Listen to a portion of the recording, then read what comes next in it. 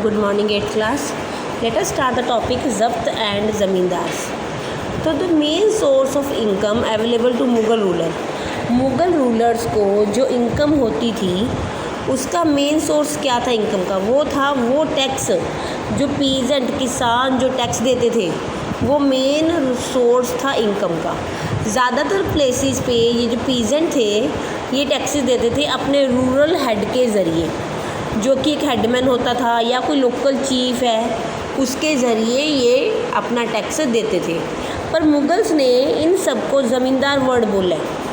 ज़मींदार अगर कोई इंटरमीडिएटरी है, बिचौलिया है, या कोई लोकल हेडमैन है, या कोई विलेज का पावरफुल पर्सन है जिसके ज़रिए पीजेंट टैक्स देते हैं, उसको ज़मींदार बोला है। Now the word zamindar is clear. Now let us about zabt. ज़ब्त क्या है?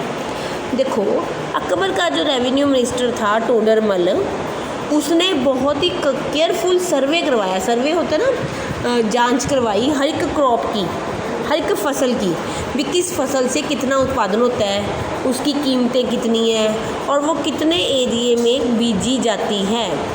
ये सर्वे करवाया गया 10 साल के टाइम पीरियड के लिए, यानी कि 1570 से 1580 के टाइम पीरियड के लिए। फिर उस बेसिस पे जो डाटा मिला उस बेसिस पे टैक्स फिक्स किया गया अगेंस्ट ईच क्रॉप, भी इस फसल के लिए इतना टैक्स है, इस फसल के लिए इतना टैक्स है। और हर प्रोविंस को, हर इलाके को डिवाइड कर दिया गया रेवेन्यू सर्कल्स में और उनका एक प्रॉपर शेड्यूल बना दिया गया और इंडिविजुअल हर क्रॉप के लिए अलग अलग टैक्स रखा गया। इस सारे रेवेन्यू सिस्टम को ज़ब्त कहा जाता है। तो समझ आया आपको? जो सारा रेवेन्यू सिस्टम है वो तो है ज़ब्त, जो टैक्स को कलेक्ट करेगा वो है ज़मींदार। ज़ब्त और ज़मींदार का मीनिंग क्लियर है। नेक्स्ट देखो, कहते इट वाज प्रिविलेंट, ये जो एरिए मुग़ल एडमिनिस्ट्रेशन के हैं वहाँ पर तो ये ज़ब्त और ज़मींदार का काम ठीक से चल रहा था, ठीक है, और उस एरिए के पूरे केयरफुल अकाउंट्स भी रखे जा रहे थे। पर ये उन प्रोविंसेस में पॉसिबल नहीं था, जैसे कि गुजरात और बंगाल में। ऐसे एरियाज़ में ये सिस्टम नहीं पॉसिबल हो रहा था। कुछ एरियाज़ में ऐसे था कि जो ज़मींदार थे उन्होंने अपने आप को बहुत पावरफुल बना लिया था। The exploitation bye Mughal administration, जो मुग़ल एडमिनिस्ट्रेशन थे, मुग़ल हेड थे, उनसे ज़्यादा ही काम करवाते थे, तो एक्सप्लॉयट होके उन लोगों ने रेबिलियन कर दी, विद्रोह कर दिया। कई बार ये ज़मींदार किसानों के साथ एलाइज कर लेते थे, गठबंधन कर लेते थे, दोनों इकट्ठे हो जाते थे, ज़मींदार भी और पीजेंट भी, और ये मुग़ल अथॉरिटी के ख़िलाफ़ रेबिलियन कर देते थे। ये जो रिवॉल्ट थे, ये जो पीजेंट रिवॉल्ट थे, इससे मुग़ल एम्पायर में स्टेबिलिटी में काफ़ी कमी आई। ये कब की बात है? End of the 17th century की बात है। अब नेक्स्ट, अब आपको मैंने बताया कि टोडरमल ने सर्वे किया, टोडरमल ने हर क्रॉप का रेवेन्यू पता लगाया। तो ये सब बातें हमें कहाँ से पता चली? इस सब का सोर्स क्या है उसके बारे में पढ़ते हैं कि अकबर का एक क्लोज़ फ्रेंड था और अकबर के दरबार का मंत्री भी था, जिसका नाम था अबुल फ़ज़ल। ये नाम बड़ा इम्पॉर्टेंट है, ध्यान से करना, अबुल फ़ज़ल। तो अबुल फ़ज़ल ने 3 किताबें लिखी, 3 वॉल्यूम लिखे, जिनको अकबरनामा कहा जाता है। जो उसने फर्स्ट वॉल्यूम लिखा अकबरनामा का, उसमें उसने अकबर के एंसेस्टर बाबर, हुमायूं, इन सब के बारे में राइट किया। और जो सेकंड वॉल्यूम लिखा उसमें इसने अकबर के रीजन में, अकबर के टाइम पीरियड में जो भी इवेंट होते थे उन सब के बारे में लिखा। जो तीसरा वॉल्यूम था उसका नाम था आईने अकबरी। ये आपको ध्यान से नेम लर्न करना है, आईने अकबरी। इसमें अकबर की एडमिनिस्ट्रेशन सारी, अकबर के राज दरबार के सारे कामकाज, हाउस होल्ड, आर्मी, अकबर कैसे रेवेन्यू लेता है, सब कुछ, अकबर के टाइम की ज्योग्राफी कैसी थी, वो सब कुछ, कोई ट्रेडिशन कौन से थे अकबर के टाइम में, कल्चर कैसा था, लोग कैसे जीवन जीते थे। आईने अकबरी में इवन सारे स्टैटिस्टिकल डिटेल्स भी हैं, हर फसल के, कौन सी फसल का कितना उत्पादन होता था, कितनी प्रोडक्शन होती थी, प्राइजेस क्या थी, वेजेस क्या थी, रेवेन्यू क्या था, each and everything is mentioned about Akbar's empire, Akbar's administration in the book Aine Akbari. Next है क्लोजर लुक है अकबर की पॉलिसीज़ पे। कहते हैं जो broad features of administration were laid down by Akbar. Akbar के टाइम पीरियड में जो भी एडमिनिस्ट्रेशन का काम था वो सारा डिटेल में राइट किया है अबुल फजल ने अपनी बुक अकबरनामा में और पर्टिकुलरली आईने अकबरी में। अबुल फजल ने एक्सप्लेन किया है अपनी बुक में कि पूरे प्रोविंस को डिवाइड किया जाता था सूबाज में। जैसे ये अकबर का पूरा प्रोविंस है, इसको डिवाइड कर दिया सूबाज में, तो ये एक सूबा है, ठीक है, सूबे इसमें डिवाइड कर दिया।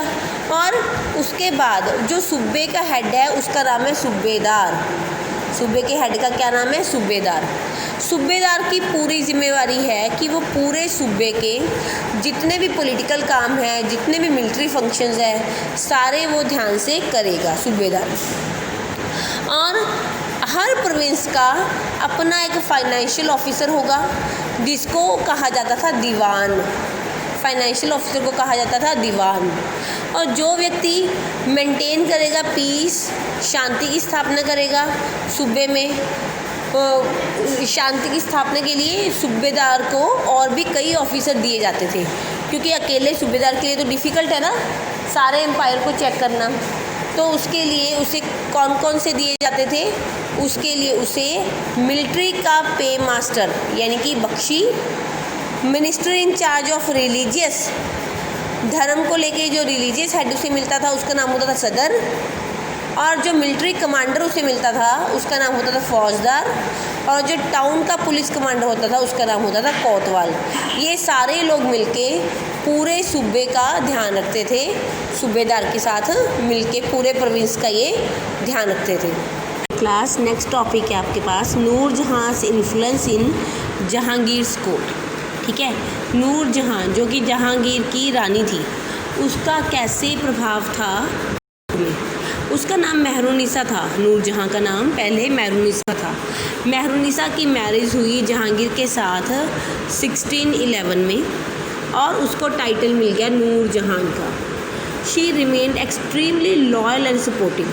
वो राजा के प्रति, मोनार्च के प्रति बहुत ज़्यादा लॉयल थी और बहुत ही सपोर्टिव थी। तो जहांगीर ने उसको ऑनर देने के लिए उसके नाम से सिल्वर के कॉइन भी शुरू किए, जिसकी वन साइड पे स्टक किया हुआ था क्वीन का नाम, बेगम का नाम मेंशन किया हुआ था और नूरजहाँ, बेगम नूरजहाँ लिखा हुआ था।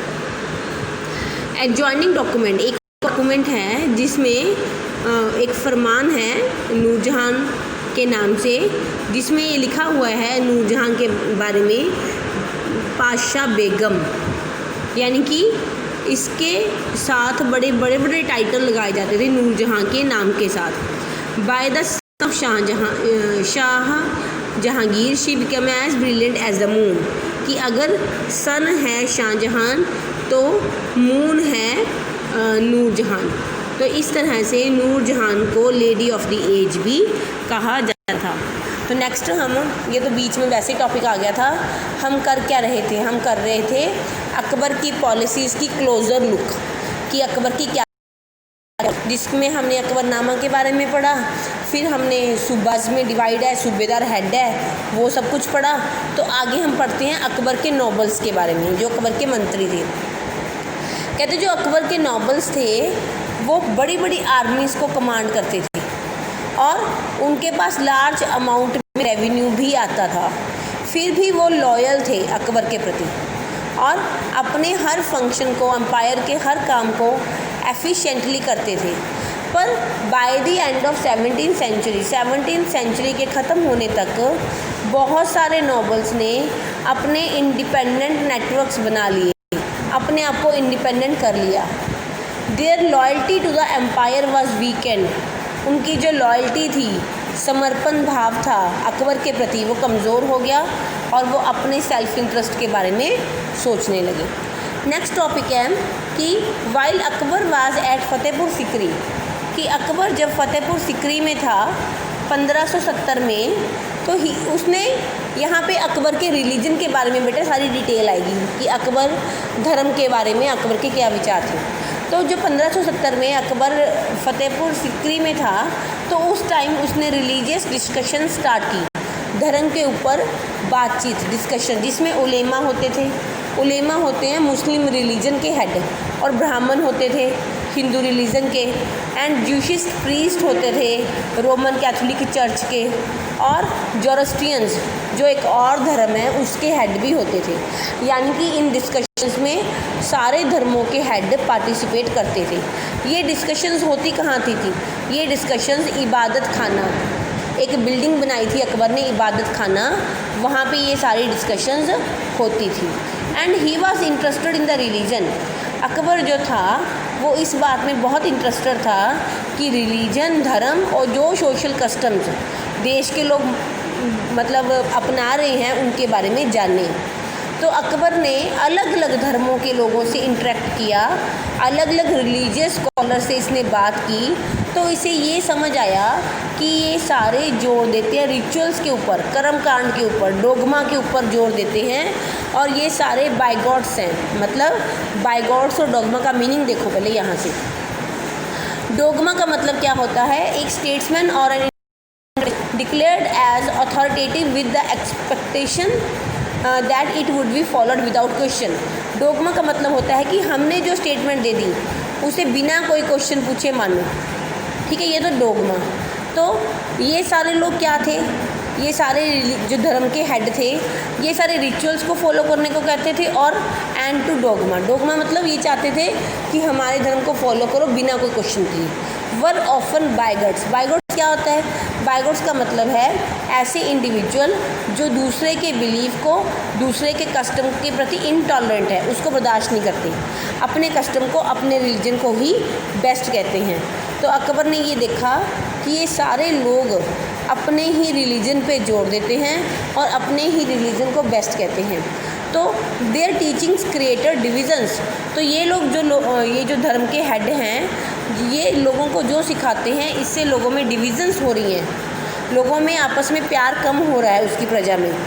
दिस इवेंचुअली, इस बात को देख के अकबर के माइंड में एक आइडिया आया कि सुलाए कूल का आइडिया है। सुलाए कूल का मतलब है यूनिवर्सल पीस, विश्व शांति। तो इसके लिए ये विचार उसके मन में आया कि the idea of tolerance did not discriminate between people of different religions in his realm. तो वो चाहता था हर धर्म को सम्मान मिले और किसी भी रिलीजन के साथ कोई डिस्क्रिमिनेशन ना हो। तो इसीलिए वो जोर देता था अकबर ऑनेस्टी पे, जस्टिस और पीस पे। ठीक है, और ये जो धर्म था ये यूनिवर्सली एप्लीकेबल था, हर किसी के ऊपर एप्लीकेबल होता था। इसीलिए अकबर ने अब्बुल फजल की हेल्प से एक न्यू आइडिया निकाला गवर्नेंस का, देश को चलाने का, जिस आइडिया का नाम था सुलाए कूल, यानी कि यूनिवर्सल पीस, जिसमें ऑनेस्टी हो, जस्टिस हो, पीस हो। ठीक है, ये जो प्रिंसिपल था गवर्नेंस का सुलाए कूल वाला, इसको बाद में जहांगीर ने और शाहजहां ने दोनों ने फॉलो किया। नेक्स्ट है the Mughal empire in the 17th century and after.